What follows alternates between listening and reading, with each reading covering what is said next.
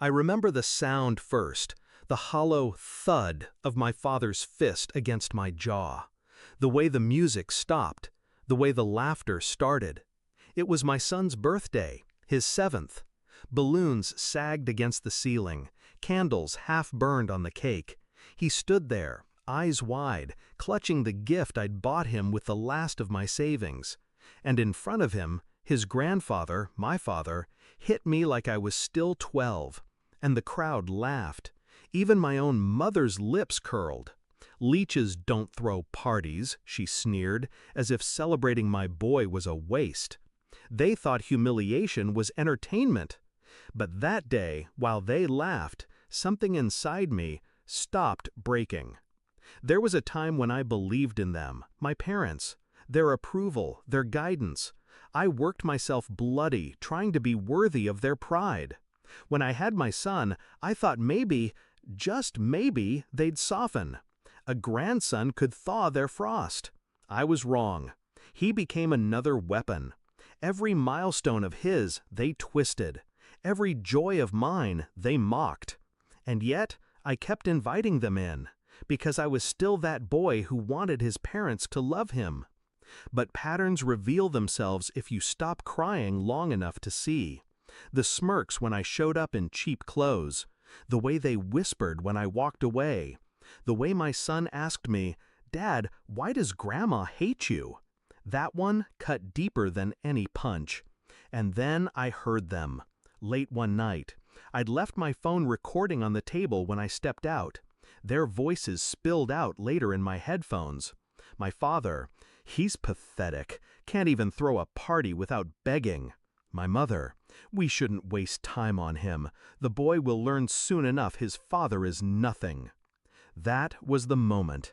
Not the punch, not the laughter, but the realization that they wanted my son to inherit their hatred, to believe I was nothing. No, not anymore. Revenge is best served like fine wine, slow, deliberate, and impossible to forget. I stopped reacting, stopped explaining myself, stopped giving them the satisfaction of watching me bleed. Instead, I started watching, documenting every insult, every theft, every manipulation. My father's shady business deals, I kept receipts. My mother's fraudulent charity donations, screenshots. The family friends who mocked me online, I knew where their skeletons hid. I didn't rage, I didn't confront. I waited. Because humiliation isn't erased by anger, it's erased by precision. Their arrogance was my weapon. They thought I was too weak, too soft, too broken to ever strike back. So I built the stage, piece by piece. The perfect day came sooner than I expected. Their anniversary, a grand party, dozens of friends, colleagues, neighbors, the kind of crowd they lived for. I made sure my son was safe with a trusted friend. He wouldn't see this part. This was for me. The room glittered with crystal glasses and false smiles. My parents stood at the center, king and queen of a kingdom built on cruelty. And then the projector lit up. Not with their wedding photos, not with family memories, but with my father's voice. "He's pathetic, can't even throw a party without begging." My mother's laugh followed. "The boy will learn soon enough his father is nothing." Gasps rippled, heads turned. And I didn't stop there. Slide after slide, video after video, every fraud, every theft, every confession. Their charities missing funds, their business bribes, their private cruelty made public. They tried to scream, tried to cut the power. Too late. I'd made sure backups played from hidden speakers, hidden projectors. The truth spread like wildfire, unstoppable. I didn't need to yell, didn't need to throw punches. I just stood there, calm, while their empire collapsed. I'll never forget my father's face. The man who once raised his fist at me in front of my son, reduced to a stammering, red-faced coward. My mother clawing at guests, begging them not to leave. But no one stayed, not when the truth was undeniable. And when my father finally looked at me, eyes wild, I only said one thing: "Leeches don't throw parties."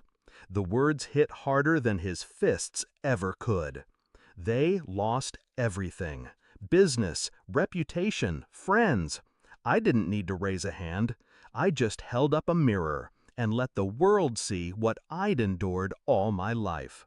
Now, when I look at my son, I don't see pity in his eyes. I see pride. He knows the truth.